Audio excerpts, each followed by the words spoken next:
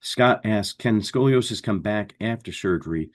If cords are flexible, what stops the scoliosis from coming back? That's a great question, and it alludes to the fact of the dividing road between tethering, VBT, and what we do, which we pioneered over the last 12 years away from VBT and tethering to ASC with the release.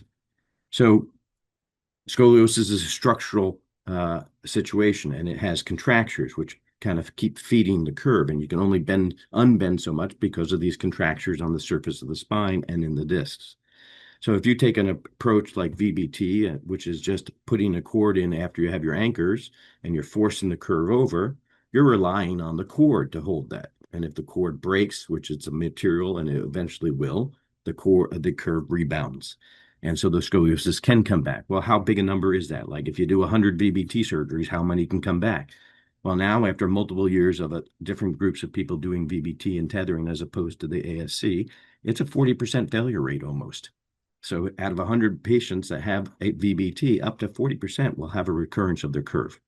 So what's the difference with ASC and why did we take that approach? Because we don't rely on the cords to keep the longevity. We release the contractures. So taking a look at those contractures that are holding the spine, I release them at every level to loosen up the spine. We position it during the surgery, and then we use the cords to hold it so it can heal in that position. And when you do that and you allow every level to heal in that way in the new position, that's like when your teeth get repositioned by braces and you can take the braces off because the teeth are stable. Same principle. It's healed in the new position. That's what hold it. And when we look at that data over the last 6 years where we've done that, releasing all these structures, the revision rates are extremely low, extremely low.